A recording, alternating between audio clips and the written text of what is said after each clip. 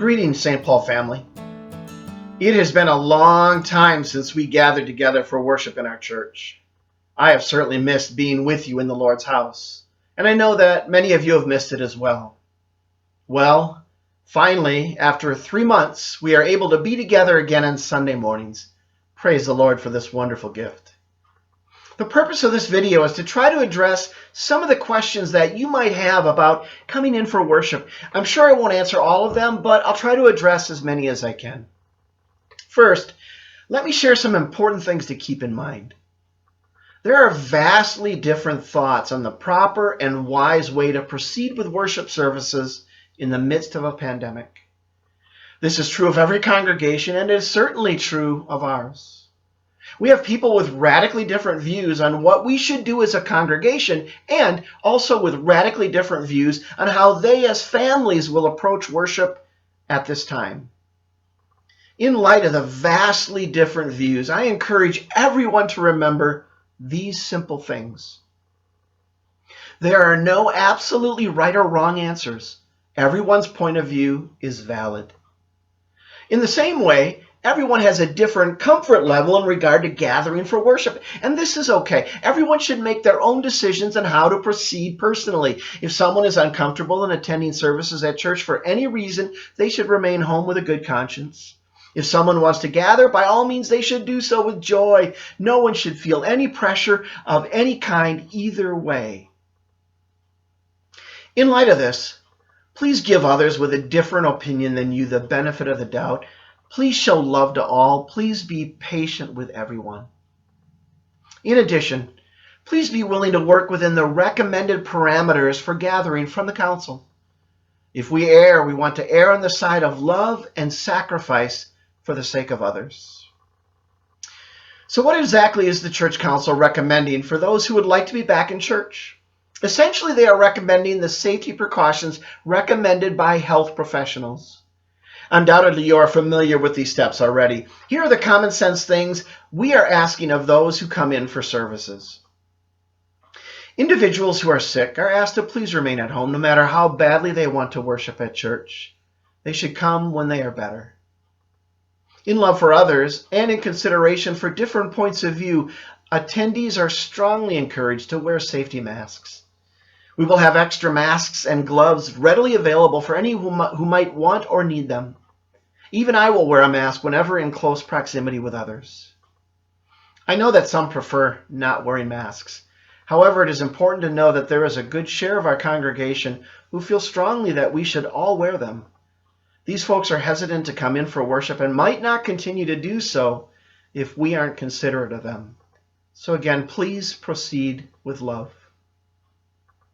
Hand sanitizer will also be readily available, and all are encouraged to use it.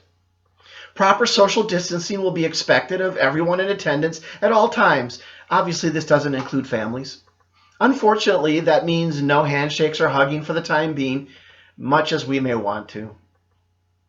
Even as you are entering the church, please maintain a safe distance from those in front of you. Whenever possible, we will have the church doors open so our small entryway can be easily viewed.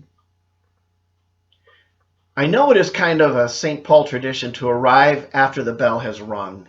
However, I strongly recommend, let me repeat that, I strongly recommend that everyone plan to arrive at church extra early before the service they are attending begins.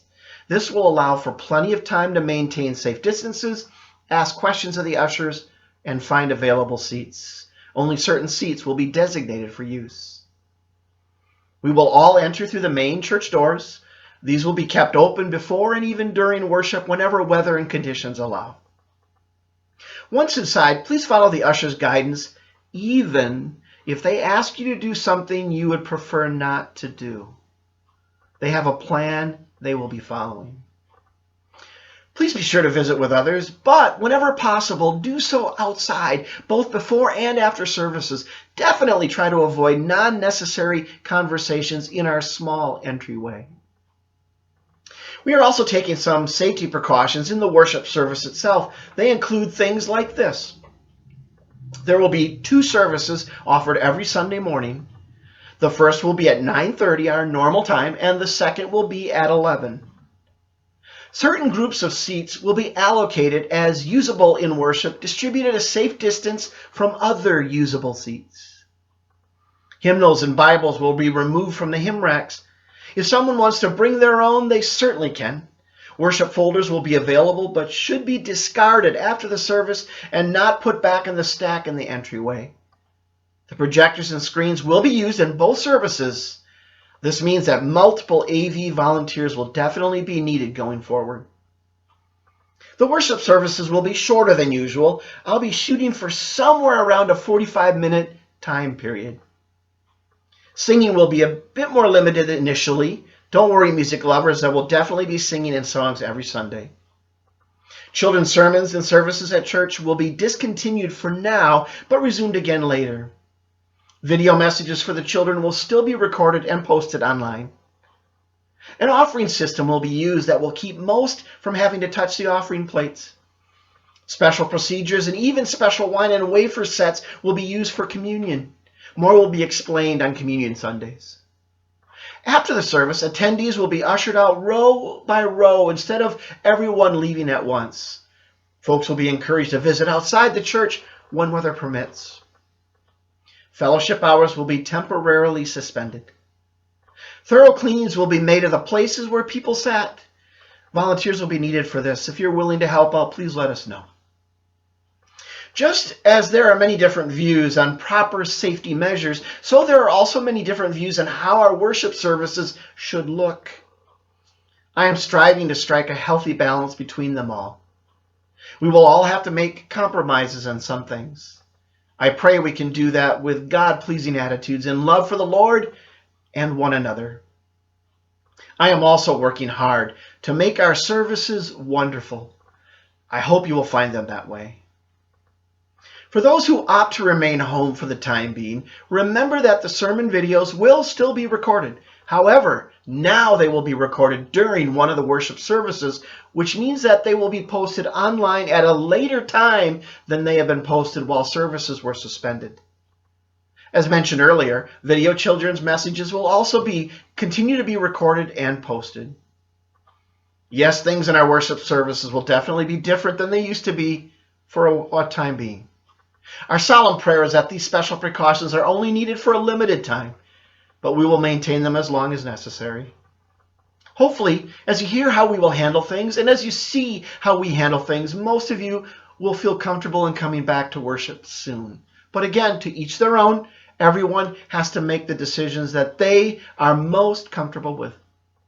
Finally, I pray also that you are excited to be together again in God's house, even with the changes. It's a start in the right direction, and this is wonderful. God willing, we will continue to progress until we reach a time when things are relatively normal again. I know we will all be praying for that. In the meantime, I am eagerly anticipating being with many of you again soon in God's house. God bless you all.